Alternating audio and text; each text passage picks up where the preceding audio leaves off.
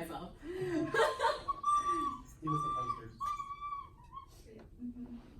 Okay, so recorder. You're gonna get a headache probably, and that's okay because we all have to do this and we're all gonna get headaches together. Okay, so first of all, thank you guys for coming. If everybody who is playing, if you haven't picked up a recorder, go ahead and pick one up, and also make sure that you have a lanyard. I always put mine here below the head joint, so that way it doesn't slide up and like choke up here and then cover up here, which we don't want to do. So I always put mine under here. Yes, an extremely brief history of recorder. I do not claim to be an expert on recorder. I don't know how I ended up here in front of you guys today, but so it was actually an earlier version of it came about in the Middle Ages, and then in the Renaissance era, it actually pretty much took the form that it's in today, and it's pretty much for more or less stayed that way since the Renaissance. It had a golden age in the Baroque period. There's a ton of Baroque recorder music, which is like amazing. If you go on YouTube and you listen to it, it's like people are making sounds with recorders that I didn't know were possible, especially since most of us, our experience with recorder is 4th grade recorder class, and we're just used to that horrible, overblowing, squawky sound. And then you hear somebody playing this incredible concerto that just sounds lovely, and it's a little mind-blowing. In the 20th century, the recorder itself experienced a resurgence because, number one, academics were doing a lot of research. And so they're like, oh, I totally forgot this instrument existed. And then there was this virtuoso guy, this Dutch, Bergen, I want to say, something like that, who took the recorder and just ran with it. And he became this random 20th century recorder virtuoso. And then schools started adding it to the curriculum, and so now we are where we are today. I got all of that, by the way, off of the Yamaha website, so feel free. There are a ton of resources online for this. When does recorder get taught? Around here, I know Virginia Beach does it in 4th grade. Some school districts like Chesapeake starts band instruments in 4th grade. So sometimes they'll do it in 3rd grade because they're trying to get them used to some sort of instrument before they get handed a band instrument. So keep that in mind. They're not gonna hand you a recorder curriculum. They're gonna say, oh, by the way, it's in our SOLs that kids have to be able to do this, so have fun. Some schools I've seen some teachers who use the recorder karate method. Yes, darling. Oh, yeah. Okay. I know some teachers choose the recorder karate method. It's actually kind of cool. It gives them little colored bands that they can stick on their recorder. They earn belts for certain proficiency levels. I kind of like it. I haven't really gotten in depth with it because I haven't had to actually run it yet. But it seems like a nice motivational tool, and it's pretty well defined actually in the curriculum. It's like, here's what they should be able to do at level 1, level 2, level 3. So that's, if you need some guidance, there's plenty of programs out there, okay? These are the Virginia SOLs that I just pulled off of the Department of Education website. And you're seeing the 4-point because this is their 4th grade curriculum. And so, playing a given melody on a recorder or other similar instrument. So let's, you can access this on the Department of Education website. But if you're looking at it, these are the things that they're supposed to be able to do. It's the whole students will be able to, by the end of their 4th grade year, they should be able to do these things. I'm not gonna say, personally, I wouldn't know, I'm not a licensed teacher yet, but I can't imagine that you would be able to have these students play with a lot of expression, with dynamics and phrasing on a recorder. Yeah. Okay, the biggest problem we're gonna have with a recorder is students overblowing and making that sound. Ow! So yeah, that's the thing. So just keep in mind that when you're looking at this also has to do with, other instruments. They can still use classroom instruments. They can use a drum and just do. But it doesn't necessarily have to be on recorder. General tips and tricks before we actually start playing. These lanyards are a godsend. I love them. I didn't know that they existed until I taught recorder this summer with Dr. Klein, because they don't have to hold them all the time. If they're in their hands, they're going to be making noise, or they're going to be hitting each other with it, or they're going to be messing with it or taking it apart. Lanyards means that you can have them put their hands by their sides. Somebody asked me earlier, left over right is dynamite. So your left hand should be on top, your right hand should be on the bottom. I made a fundamental mistake this summer. When I was teaching recorder, we had two groups of kids, 5 through 8, and then about 8 through 12. And when I'm standing in front of you, I'm holding it properly. My left hand is on top, but you guys are seeing a mirror image. You need to make sure that your kids know, that your left hand goes on top. I was standing there and I was modeling like this: first finger, second finger, third finger, second finger, third finger. But what they're seeing is they're seeing it on the right hand side. So what did all my kids do? They all play with their right hand on top. So if you're modeling, model with your right hand so that they get the mirror image of it. And when you show them holding, make sure you turn around so they can see it. Does that make sense? Mm-hmm. It sounds like such a little thing, but Dr. Klein was just like, well, maybe this time you'll teach them how to play with the right hand. And I'm just like, you're right, I'm sorry, it's my fault. So, thank you, Hunter. Oh, okay. I am a big fan, and this is with any instrument, I am a big fan of 3 positions: rest position, practice position, playing position. And you can call it, and again, none of this is like, you guys choose your own methods. I'm just telling you what's worked for me. Because rest position means their hands are not even on the instrument. And same thing with strings. Rest position with the really little ones, like when they're first starting, we're unicorns with our bows on our foreheads. Because if their bow is on their forehead, they cannot make sound on their instrument.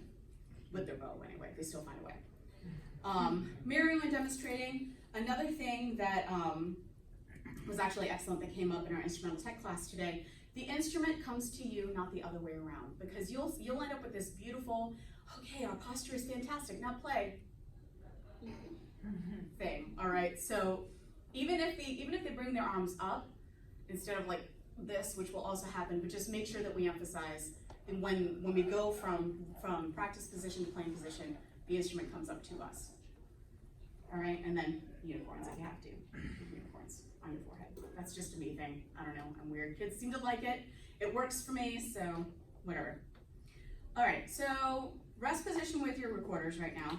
I want everybody to put your hand in front of your mouth, and I want you to whisper the word two.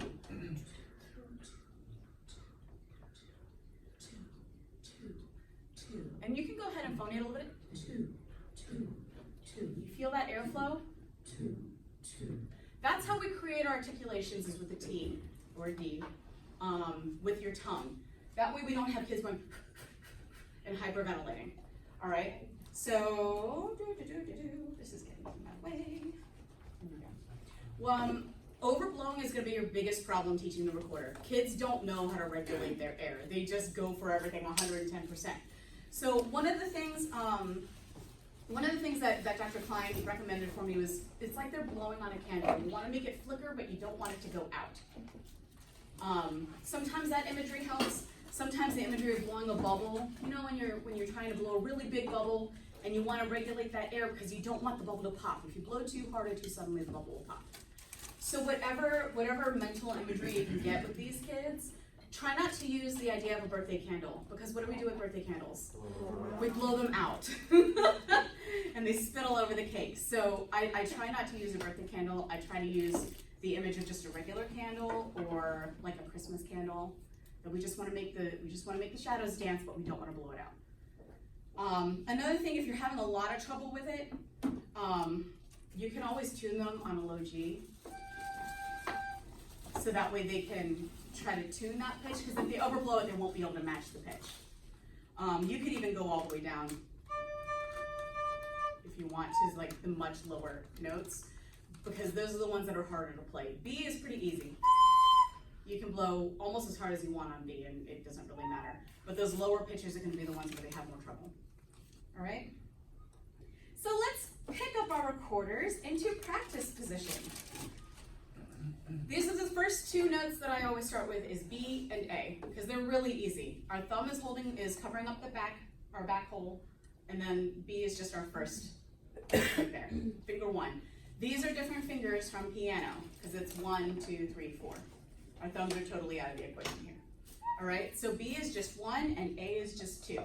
So can we try just B to A, just B, A, B, A, B, A, and together.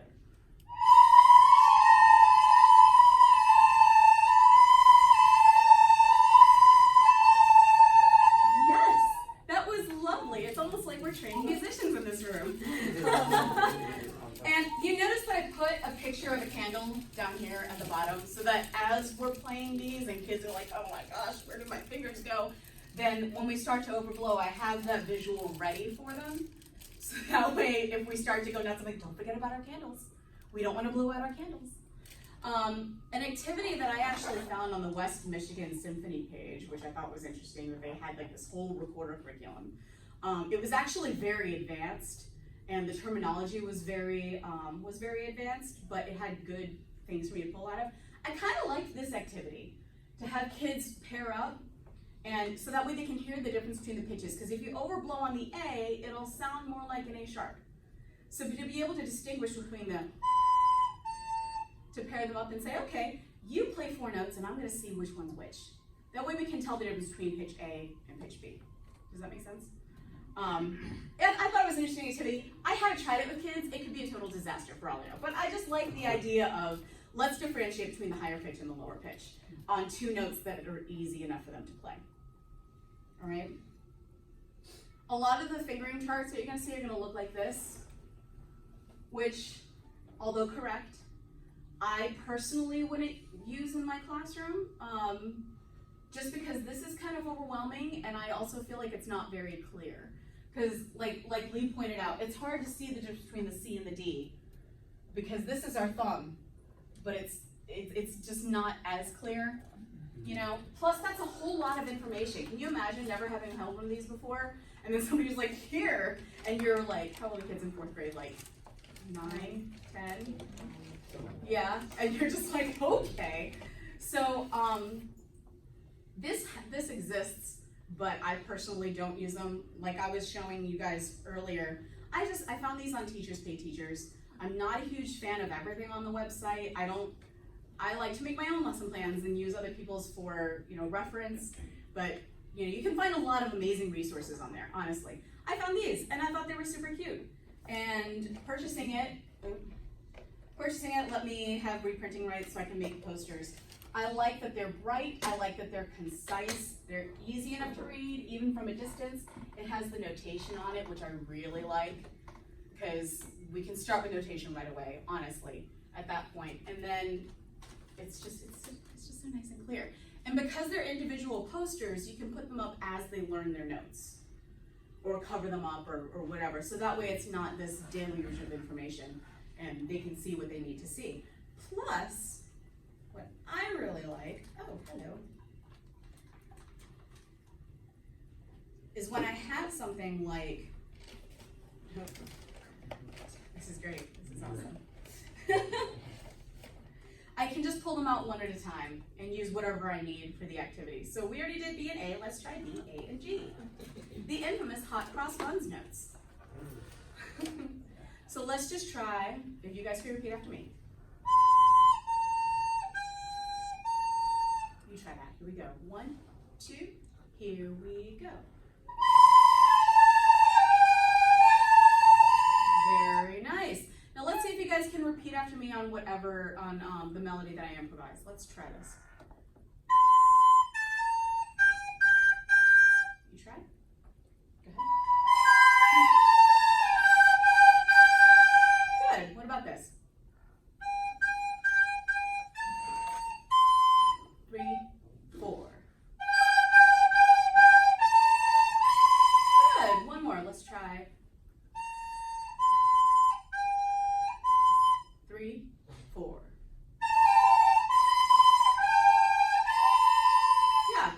Yeah. And that way we can break it up into digestible pieces. And I know, we're all musicians in here, so this is really easy, but at least it's easy enough for us.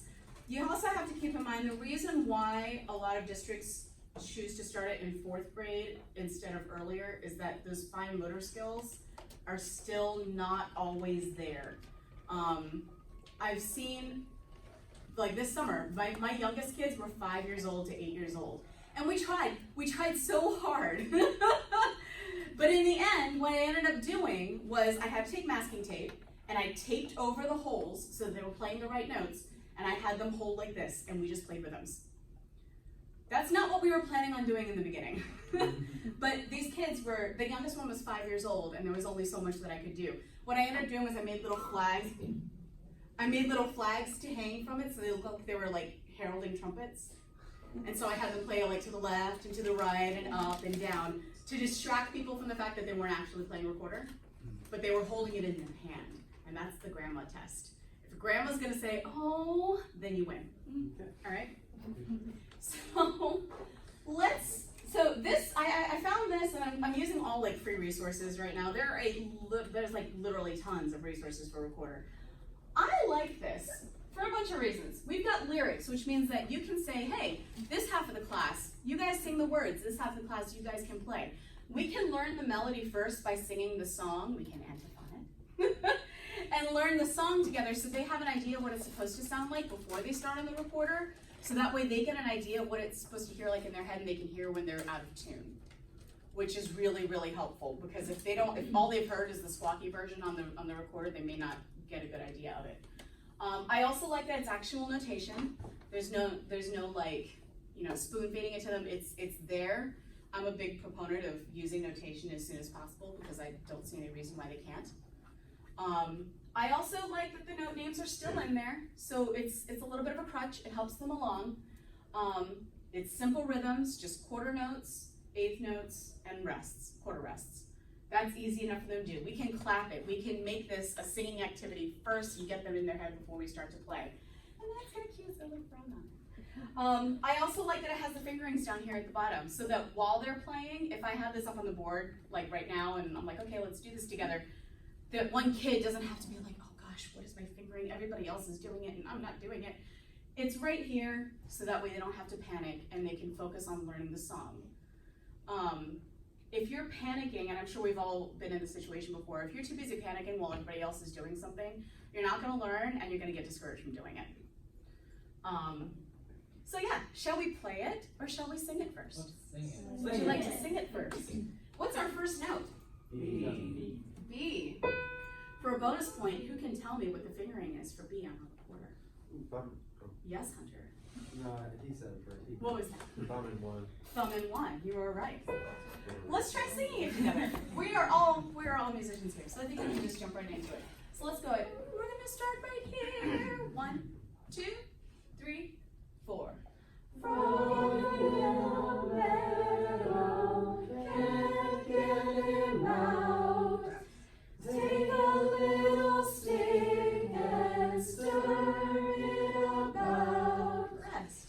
Yes, let's try that one more time. You can sing it down the octave if you'd like.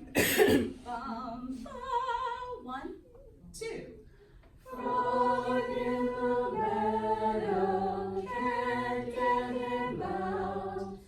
Take a little stick and stir it about. Very good. Can we try to sing the song while also doing our fingerings in practice position here?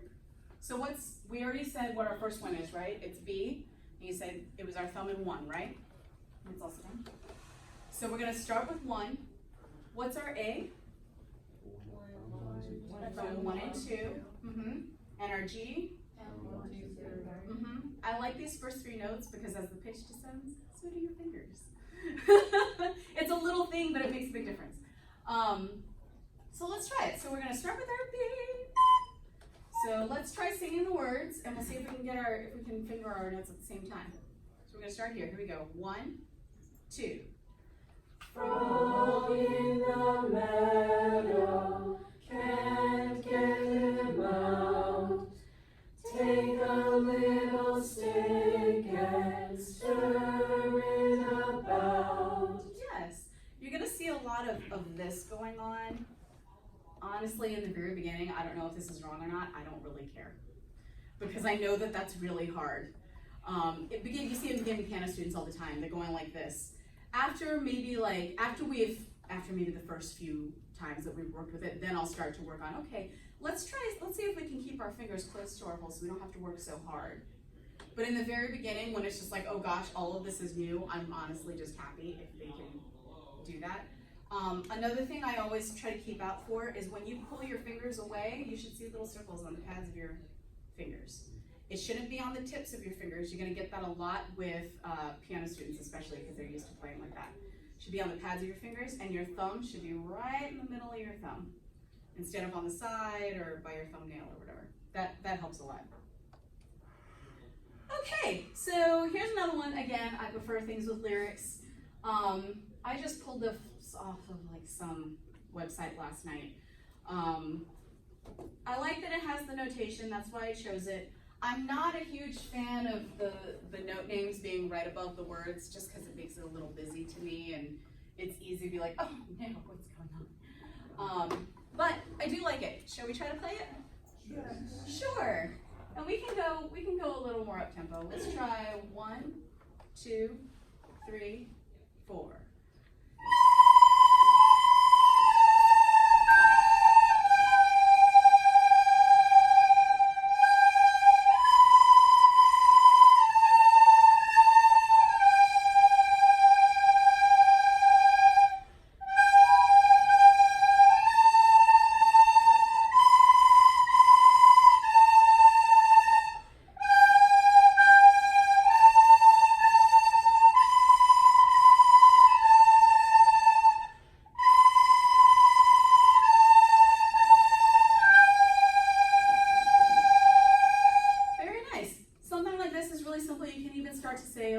Start to sort of get into form a little bit, they can recognize that this sounds the same as this. They can recognize that that sounds the same as that.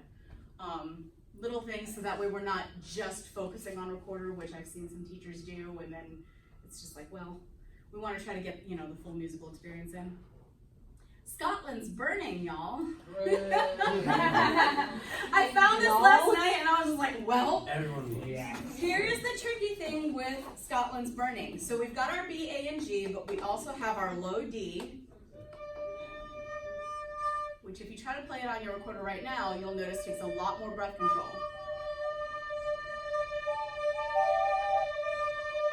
Because otherwise you're going to get our high D, and that's going to be out of tune. Our high D is just this second. Is just the second. Yeah, because that fourth one I think is representing this one. So I think it's 1, 2, 3, 1, 2, 3. 1, 2, 3, 1, 2, 3, and then you've got your pinky down here. But for D, we're not using it. Okay. Yeah. Just make sure watch your middle fingers are not quite on your holes. I know they feel like they do it down. This one's very original. It's so cool. Yeah. Only when you use the strings get it. Honestly, we should make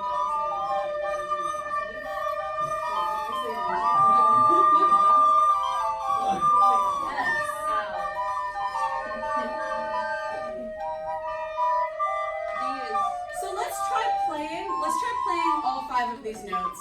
I just put them in, again, this is just me being how I am. I put the D's on opposite ends here so that way it wouldn't get too confusing. They can see higher, lower. All right, but let's just try to play these notes. So let's try with our low D and we'll tune it together.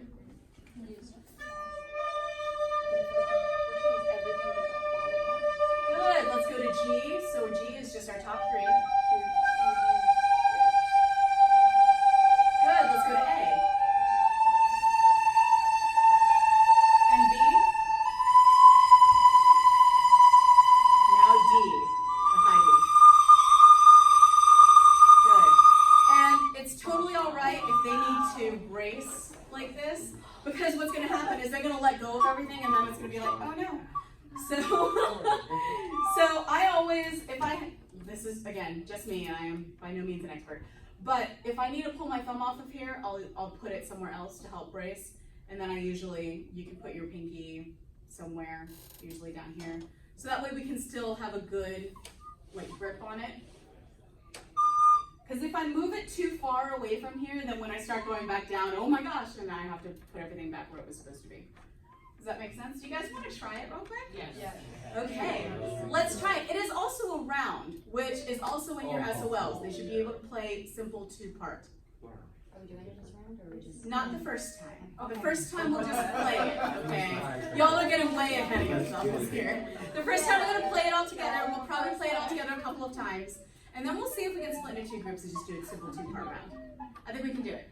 All right, so our very first note is what note?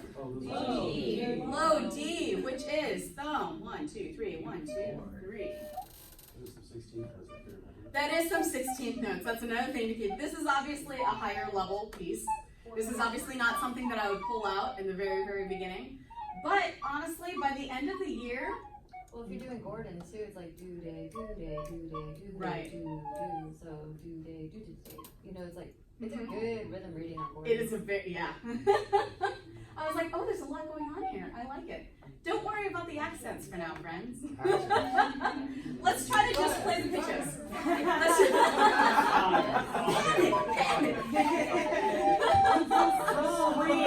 Let's try it all together. We'll go nice and slow. It's going to feel like it's dragging in the beginning, but it's because I want to give us time to get from this high D to the BAG. Okay, so there's a reason why we're doing it that way. Here we go. Let's try it. 1, 2, 1, 2.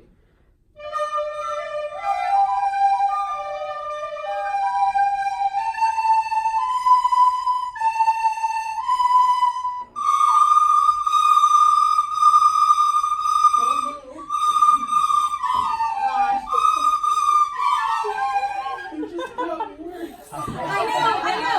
See what I mean though? It's that going from the D to the B. You guys were all just like, oh, it'll be fine. I'm like, I started playing it. And it's because all of a sudden putting those back down and your hands wander. I mean, my hands wandered. If anybody was watching me, I was just like, oh no. But kids' hands just go all over the place. So going from that D to that B is going to be a little rough. Let's try it one more time. Let's try it one more time. Our intonation is actually quite good. Comparatively. You have to understand, I taught this in a room that was like a quarter the size of this room. Covered in marble. Covered in marble. No with marble. a bunch of kids who didn't speak English. Trial by fire. All right, let's go from the beginning. Here we go. 1 and 2 and here we go.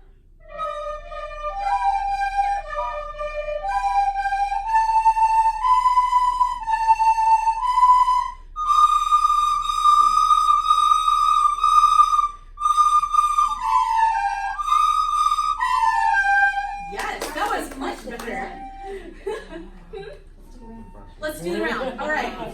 That fire. If your birthday is between January and June, you will start at 1. If your birthday is between July and December, you will start at 3. No, you will start at 2. Okay. Is that too complicated? We start at 1 when they get to 2. Mm-hmm. Okay. Yeah, sorry. You're right. That's a little clearer. All right, so group 1. Here we go. What? Oh, he's fine. One. Let's play together and 1 and 2 and.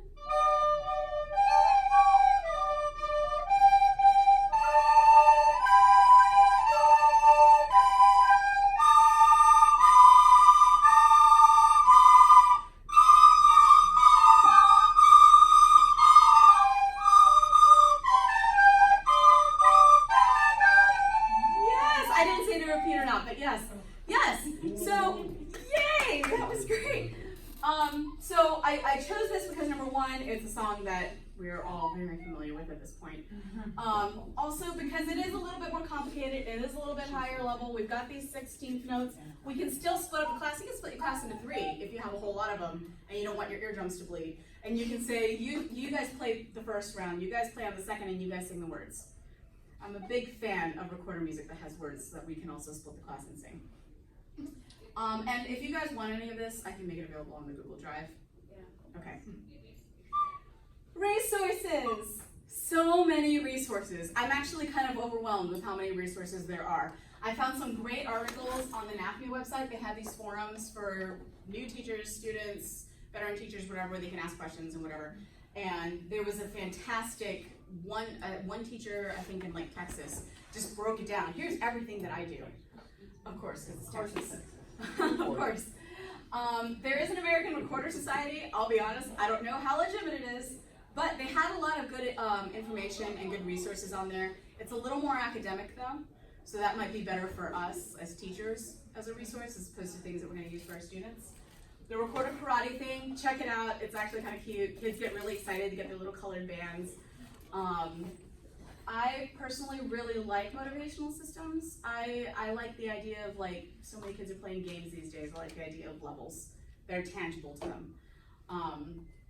Teachers pay teachers. Like I said, it's you win some, you lose some. There's some fantastic resources on it. You just have to be discerning, like Craigslist. I don't think anyone from teachers pay teachers. That's the only difference between Don't reinvent the wheel. So many people have had to do this. We've all had to do this at some point. So, you know, we're colleagues. Everybody in this room, we're colleagues. We're not just classmates. We're not just friends.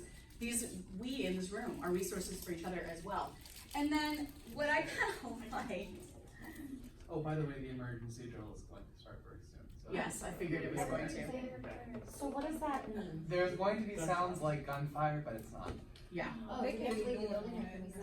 No, You have to stay. Oh, and no. lock the doors. No, we lock the doors and turn off the lights and stay. We do not run out of the building when there's an active shooter. I got a potty. Yeah. Okay, this is not loading. But